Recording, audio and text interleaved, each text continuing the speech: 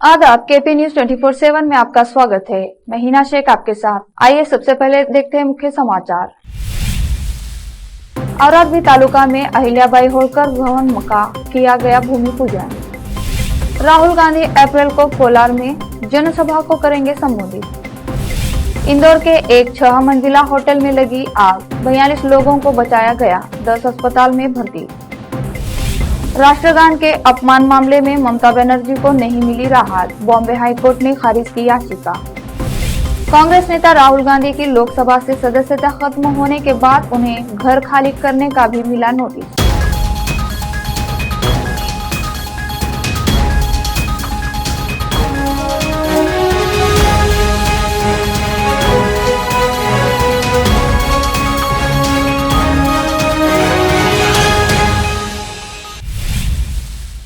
अब समाचार विस्तार से। कर्नाटका के बीदर जिला के औरादवी तालुका में अहिल्याबाई होलकर भवन का भूमि पूजन किया गया। इस अवसर पर खंडोबा मंदिर से होते हुए बस स्टॉप से होकर अहिल्याबाई होलकर स्मारक भवन तक एक बाइक रैली निकाली गई। इस अवसर पर हटकर समाज के अध्यक्ष बलभीम नायक, राजकुमार नायक, कार्यदर्शी बालाजी राव नरोटे, इन लोगों की ओर से भूमि पूजन किया गया और इस अवसर पर हटकर समाज के अध्यक्ष बालाजी राव नायक, उपाध्यक्ष धोंडीबा नरोटे, कार्यदर्शी राजकुमार नायक, वेंकटराव डोंबाळे, अंगद राव सुंदाळे हिप्पळगांव, बालाजी नरोटे, उमेश नायक सावरगांव, सभी हटकर समाज के कार्यकर्ता और महिलाएं और बच्चे उपस्थित थे। इस अवसर पर उमेश नायक सावरगांव ने मीडिया से इस संबंध में बात की। औराद से केपी न्यूज के संवाददाता अलीम पाशा की रिपोर्ट।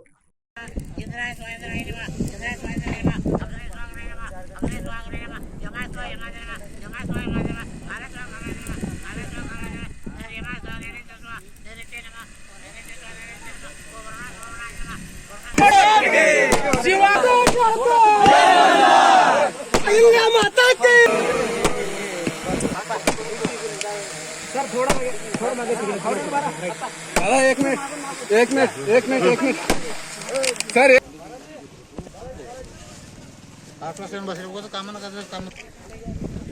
अहिल्या देवी माता होलकर जी के नाम से जो भवन बनाए जा रहे हैं, जो हमारे हटकर समाज के लिए एक पहचान होगा, और इसके लिए हमने आज खंडोबा मंदिर से शुरुआत करके बस स्टैंड होते हुए अहिल्या देवी माता होलकर भवन की तरफ बोले तो जो नियोजित जगह है वहाँ तक पूरी रैली निकाल के पूरे हमारे समाज के लोग वहाँ तक गए और वहाँ जाके पूजा करके समाज का जो क्या बोलते निर्माण का भवन के निर्माण के लिए जो कार्यक्रम रहता है उसकी पूजा करके वहाँ सब पूरे समाज बांधव जमा हो गए और वहाँ पे एक कार्यक्रम किए हैं जो अहिल्या देवी माता होलकर है, जो कि हमारे हटकर समाज के लिए एक दीप स्तंभ की तरह है। मतलब हमारे समाज में जो जागृति और समाज प्रबोधन किया है, उसी तरह का समाज प्रबोधन हमारे तालुके में होने की ज़रूरत है, क्योंकि हमारा हटकर समाज औराद तालुके में बहुसंख्य होने के बावजूद भी बहुत पिछड़ा हुआ है और समाज की खुद की कुछ पहचान नहीं है। ये भवन के निर्माण की वजह से पूरा समाज जो है एकजुट होकर उनकी अपनी खुद की एक पहचान बन जाए, ये इसकी पीछे की एक वजह है। और ये जो समाज के लिए एक जगह हमारे जाने पे समाज के प्रबोधन के लिए और समाज के एकजुट होने के लिए ये कार्यक्रम किया जा रहा है। और हमारे समाज बांधव जो कि तकरीबन 20 गांव में बहुसंख्य इसमें है, वो पूरे समाज बांधव आके आज का कार्यक्रम हमारा पूरी तरह से सफल हुआ है और सफल होके आगे जाके पूरी तरह से अच्छा भवन निर्माण करके समाज प्रबोधन के लिए और समाज के कार्यक्रम करने के लिए ये जो भवन हम निर्माण करने जा रहे हैं, इसमें हम पूरी तरह समाज का योगदान चाहते हैं। समाज केवल हटकर समाज ही नहीं, बाकी समाज को साथ लेकर भी हम पूरे समाज का प्रबोधन करना चाहते हैं। और जो अहिल्या देवी माता होलकर ने देश के लिए जो काम करने का निश्चय किया है और इसीलिए पूरी बहुसंख्य में समाज आके ये कार्यक्रम पूरी तरह से सफल किया है। इसलिए मैं पूरे समाज बांधव का हमारे आयोजक समिति की तरफ से धन्यवाद करता हूं और आप सभी प्रेस वालों का भी हमारे समाज की तरफ से अभिनंदन करता हूं कि कार्यक्रम में आके आपने हमारा हौसला बढ़ाया है। इसीलिए मैं डॉक्टर उमेश नायक सावरगांव और हमारे सभी साथी लोग, हमारे समाज बांधव, इनकी तरफ से फिर एक बार आपका स्वागत करता हूं, अभिनंदन करता हूं। कांग्रेस के पूर्व अध्यक्ष राहुल गांधी को लोकसभा की सदस्यता से अयोग्य ठहराए जाने के खिलाफ पार्टी अगले सप्ताह संविधान रक्षा अभियान की शुरुआत करेगी। राहुल 5 अप्रैल को उसी जगह कोलार से इस अभियान की शुरुआत करेंगे, जहां 4 साल पहले दिए भाषण को लेकर मानहानि के मामले में सजा सुनाए जाने के बाद उन्हें संसद के निचले सदन की सदस्यता के लिए अयोग्य ठहराया गया। पूर्व केंद्रीय मंत्री के.एच. मुनियप्पा ने मंगलवार को संवाददाता सम्मेलन में कांग्रेस के अभियान की जानकारी देते हुए कहा कि लोकसभा की सदस्यता से अयोग्य ठहराए जाने के बाद यह राहुल की पहली जनसभा होगी। प्रदेश कांग्रेस अध्यक्ष रामलिंगा रेड्डी ने कहा कि सत्याग्रह के बाद राहुल जनसभा को संबोधित करेंगे। यह आयोजना अयोग्य ठहराए जाने के खिलाफ होगा। इस आयोजन का राज्य विधानसभा चुनाव से कोई संबंध नहीं है। पुणे से लोकसभा के सदस्य गिरीश बापट का बुधवार को पुणे के एक अस्पताल में निधन हो गया। वह 72 वर्ष के थे। बापट पिछले 1.5 साल से बीमार थे। उन्हें गंभीर स्थिति में दीनानाथ मंगेशकर अस्पताल के आईसीयू में भर्ती कराया गया था और वही जीवन रक्षक प्रणाली पर थे। लोकसभा के स्पीकर ओम बिरला ने बापट के निधन पर शोक जताया है। उन्होंने कहा कि अपने कल्याणकारी कार्यों से गिरीश बापट ने सामाजिक जीवन पर गहरा प्रभाव छोड़ा। वो जनहित के लिए सदैव समर्पित रहे। ओम बिरला ने गिरीश बापट के परिजनों के प्रति संवेदनाएं जताए।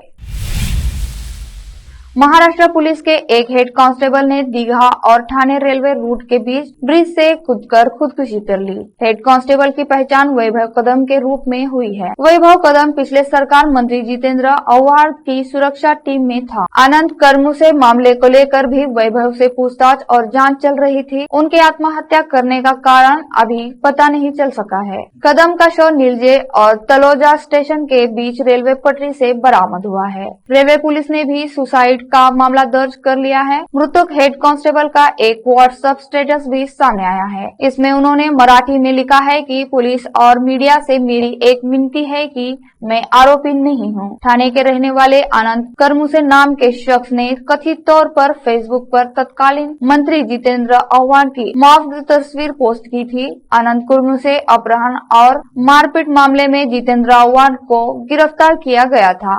ठाणे सत्र अदालत से आव्हाड को जमानत दे दी गई है।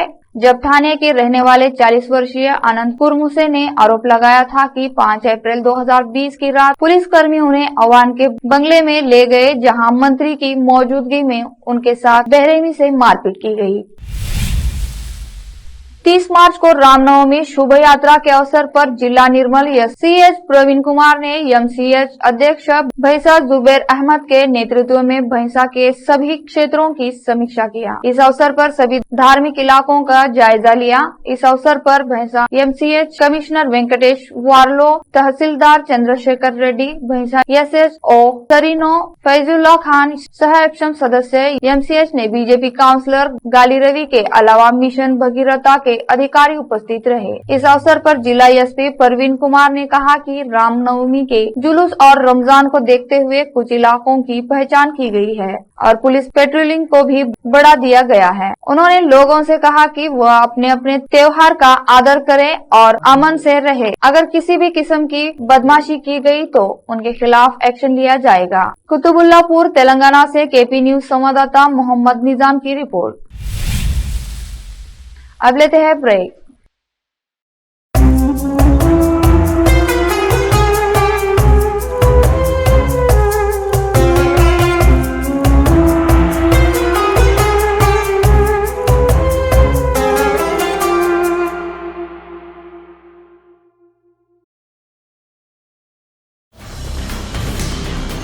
हिंदुस्तान के हर कोने में हम हैं मौजूद। 24 घंटे हालात पर गहरी नजर, खबरों से जुड़े चुपते सवालात और आपको दिखाता है धार्मिक, सामाजिक, राजनीतिक, लोकल और इंटरनेशनल न्यूज की सबसे बेहतर कवरेज, जो आपको रखती है हर पल बाखबर।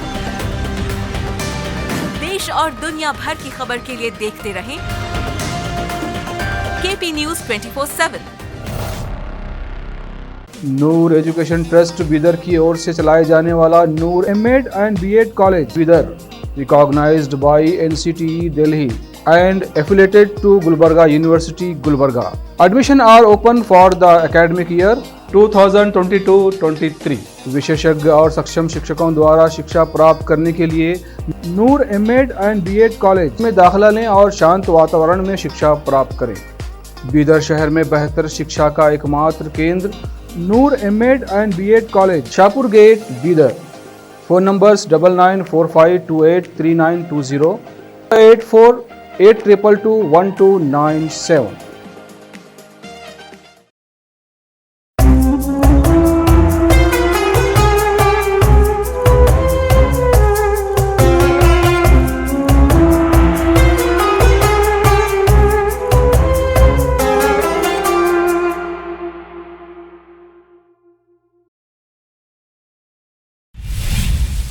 ब्रेक के बाद आपका स्वागत है। इस साल 20 अप्रैल को साल का पहला सूर्य ग्रहण लग रहा है। यह ग्रहण कई तरह के ज्योतिष घटनाओं का भी कारण बन रहा है और इसका असर आम इंसानों पर भी पड़ने वाला है। 20 अप्रैल यानी वैशाख अमावस्या को लगने वाले ग्रहण की बात करें तो यह ग्रहण मेष राशि में लग रहा है। मेष राशि में अप्रैल महीने में ही 22 तारीख को गुरु का प्रवेश होने वाला है। ऐसे में गुरु से पहले ही सूर्य इस राशि में आ रहे हैं तो इस राशि के जातकों पर असर पड़ना लाजिम है। 20 अप्रैल को सुबह के वक्त 7:05 से लेकर दोपहर 12:29 तक ये सूर्य ग्रहण रहेगा। इसके पहले सूतक भी लगेगा, लेकिन चूंकि ये वाला ग्रहण भारत में नजर नहीं आने वाला, सूतक काल का असर भी भारत में नहीं होगा।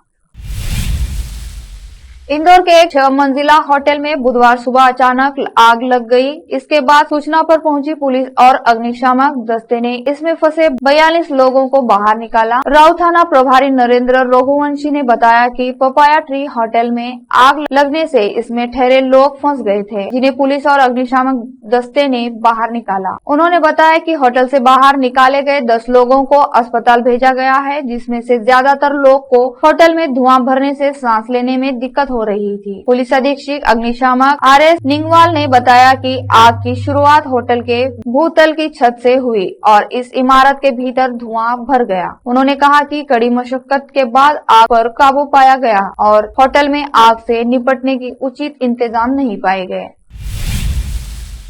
पश्चिम बंगाल की मुख्यमंत्री ममता बनर्जी को बॉम्बे हाई कोर्ट ने राष्ट्रगान के कथित अपमान के मामले में राहत देने से इनकार कर दिया है। दरअसल ममता बनर्जी ने इस मामले में FIR दर्ज करने का अनुरोध करने वाली अर्जी पर पुनर्विचार को हाई कोर्ट में चुनौती दी थी। बॉम्बे हाई कोर्ट में दायर अपनी याचिका में बनर्जी ने कहा था कि विशेष अदालत को समन को हमेशा के लिए रद्द करना चाहिए था, न कि मामले को वापस मजिस्ट्रेट के पास भेजना चाहिए था। हालांकि हाई कोर्ट ने उन्हें इस मामले में कोई राहत न देते हुए उनकी याचिका खारिज कर दी।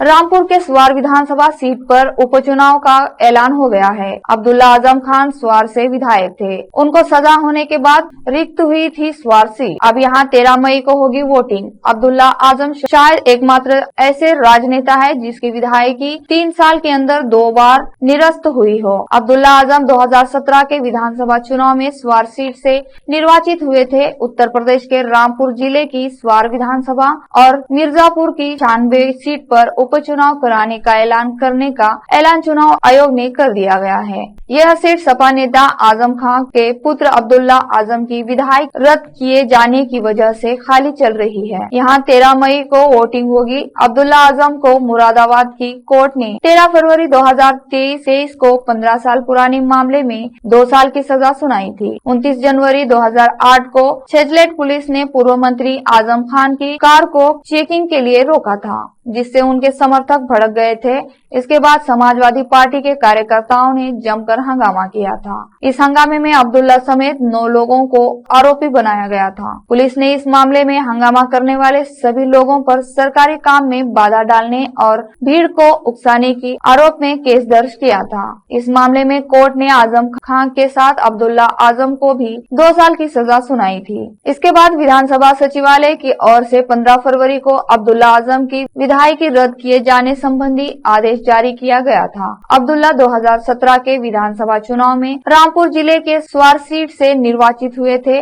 रामपुर से KP न्यूज संवाददाता नाजिम अली की रिपोर्ट।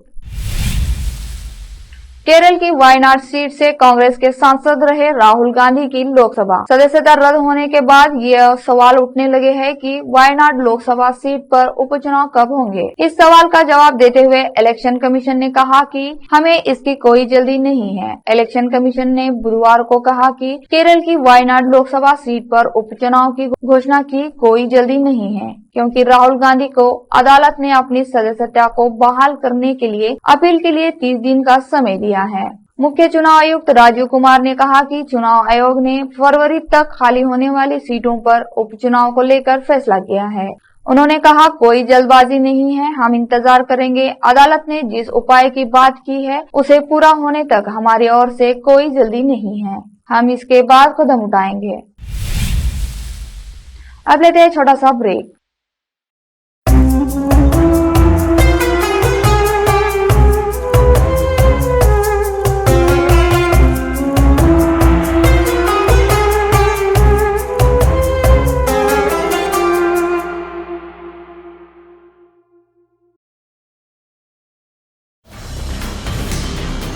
हिंदुस्तान के हर कोने में हम हैं मौजूद।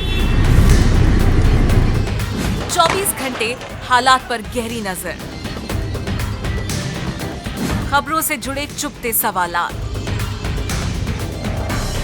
और आपको दिखाता है धार्मिक, सामाजिक, राजनीतिक, लोकल और इंटरनेशनल न्यूज की सबसे बेहतर कवरेज, जो आपको रखती है हर पल बाखबर। देश और दुनिया भर की खबर के लिए देखते रहें KP news 24/7। Noor education trust Bidar की ओर से चलाए जाने वाला Noor MEd and BEd college Bidar, recognized by NCTE Delhi and affiliated to Gulbarga University, Gulbarga. Admission are open for the academic year 2022-23. विशेषज्ञ और सक्षम शिक्षकों द्वारा शिक्षा प्राप्त करने के लिए नूर एमएड एंड बीएड कॉलेज में दाखिला लें और शांत वातावरण में शिक्षा प्राप्त करें।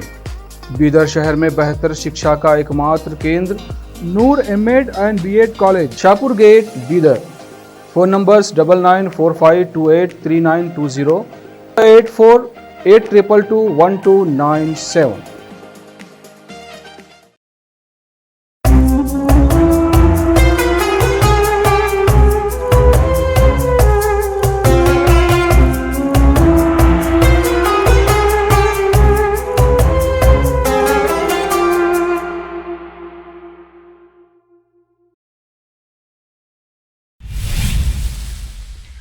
ब्रेक के बाद आपका स्वागत है। कांग्रेस नेता राहुल गांधी की लोकसभा से सदस्यता खत्म होने के बाद उन्हें घर खाली करने का भी नोटिस मिल गया है। लोकसभा की हाउसिंग कमेटी ने 22 अप्रैल तक सरकारी आवास खाली करने के लिए कहा है। राहुल गांधी को भेजे गए नोटिस के बाद अब कांग्रेस नेता उन्हें अपने घर की पेशकश कर रहे हैं। कांग्रेस अध्यक्ष मल्लिकार्जुन खड़गे के बाद अब एमपी के पूर्व सीएम दिग्विजय सिंह ने राहुल गांधी से कहा है, मेरा घर आपका ही घर है। मोदी सरनेम पर आपत्तिजनक टिप्पणी करके फंसे राहुल गांधी को अब दिल्ली में अपना सरकारी बंगला भी छोड़ना होगा। सूरत की अदालत ने इस केस में उन्हें 2 साल की सजा सुनाई है। वो जमानत पर है। सजा मिलने के बाद राहुल गांधी की लोकसभा से सदस्यता खत्म हो गई है, इसलिए अब उन्हें सांसद होने के नाते जो सरकारी बंगला मिला हुआ है उसे भी खाली करना होगा। लोकसभा की हाउसिंग कमेटी ने 22 अप्रैल तक सरकारी आवास खाली करने के लिए उन्हें नोटिस भेज दिया।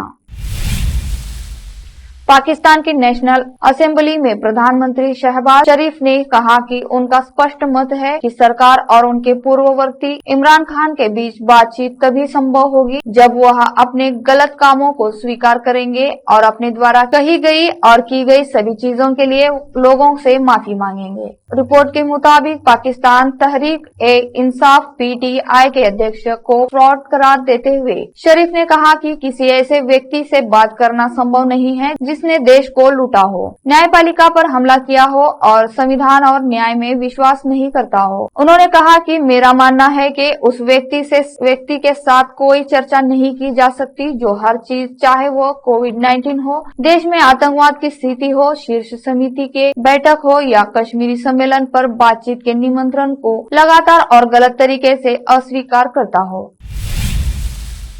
आखिर में फिर से एक बार देखते हैं मुख्य समाचार। औरादवी तालुका में अहिल्याबाई होलकर भवन का किया गया भूमि पूजन। राहुल गांधी अप्रैल को कोलार में जनसभा को करेंगे संबोधित। इंदौर के एक 6 मंजिला होटल में लगी आग, 42 लोगों को बचाया गया, 10 अस्पताल में भर्ती। राष्ट्रगान के अपमान मामले में ममता बनर्जी को नहीं मिली राहत, बॉम्बे हाईकोर्ट ने खारिज की याचिका।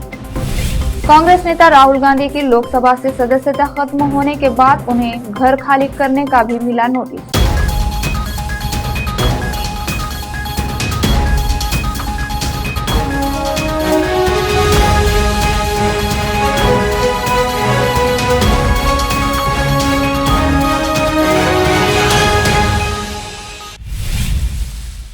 केपी न्यूज में इतना ही। देश और प्रदेश के समाचारों के लिए देखते रहिए केपी न्यूज 24/7। धन्यवाद।